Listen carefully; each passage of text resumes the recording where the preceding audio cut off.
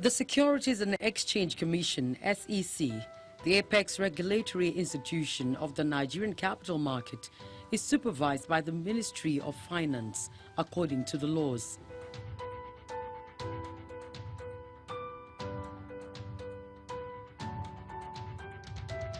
The responsibilities of the Commission is to regulate and develop the Nigerian capital market, in addition to determining the prices of issues and setting the basis for allotment of securities. I, Munir Haliru Gorzo, do solemnly affirm that whatever I will say before this panel will be the truth and nothing but the truth. Thank you. Help me God. In 2015, Mr. Munir Gwazo became the Director General of the Commission after serving as a permanent commissioner. 2 years into his office, he is alleged to have compromised in actions and so must be suspended from office. Has been scheduled as follows. Time 3 p.m. In December 2017, the alleged infractions in the Securities and Exchange Commission had come up in the House of Representatives with a resolution to begin a probe on the matter, which led to the suspension of its Director General, Mr. Munir Gwazo, by the Minister of Finance, Mrs. Kemi Adeosun. What is happening in SEC should be the subject of our investigation. It's not just the suspension of a DG. The Nigerian people will have to know why the infractions of Oando should be swept under the carpet. The Nigerian people would want to know why a DG who the minister alleges has paid himself severance allowance, why this should not be investigated. The circumstances and the things that are happening in SEC has serious consequences on the capital market. Before another collapse happens, we as members of parliament must take every action to avert it. So I support this motion in its entirety, but I will add further that a total status inquiry is needed in SEC to unravel the untidy issues and untidy circumstances we are hearing of. I so support. An administrative panel of inquiry, which was set up in November last year to investigate corruption allegations against the suspended Director General of the SEC, has recommended the sacking of the embattled DG from public service. Well, my suspension came on the 29th after my meeting with the Minister of 27. So why, after my submission, 3 weeks, you've not suspended me until 2 days after my meeting with you? Why did the minister threaten me to either resign or be suspended at the meeting of November 27 in company of the permanent secretary? Why did she say I should resign or I'll be suspended? I swear to God, that's what she told me. Mr. Gwazo argues that the panel members constituted by the Minister of Finance, Mrs. Kemi Adeosun, to look into his alleged misdeeds were illegally constituted and his suspension illegal.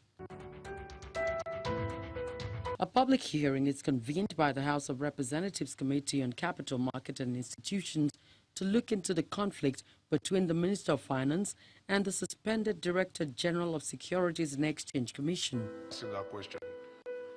Mr. Tajuddin Yusuf is the head of the panel. He gives the counsel to the suspended DG the opportunity to clarify issues bordering on the legality or otherwise of the suspension. His appointment as DG, in his presentation, the distinguished honorable members would find that his appointment was made pursuant to Section 9(1) of the Investment and Securities Act, which says that your appointment took effect from 20th of May 2015, and your emoluments and other conditions of service as provided under Section 9(1) of that law.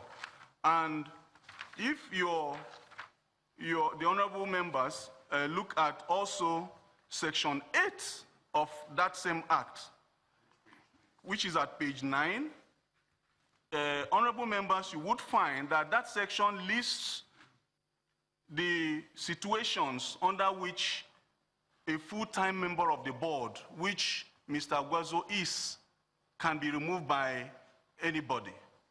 And he says, except he becomes of unsound mind, or he becomes bankrupt, or is guilty of a serious misconduct in relation of his duties. And then, honorable members, you would find that under section 8.2, it says he can only be removed by the President of Nigeria on the recommendation of the honorable minister. And he cannot be removed without the approval of the Senate. Without the approval of the Senate. That is the law that governs him.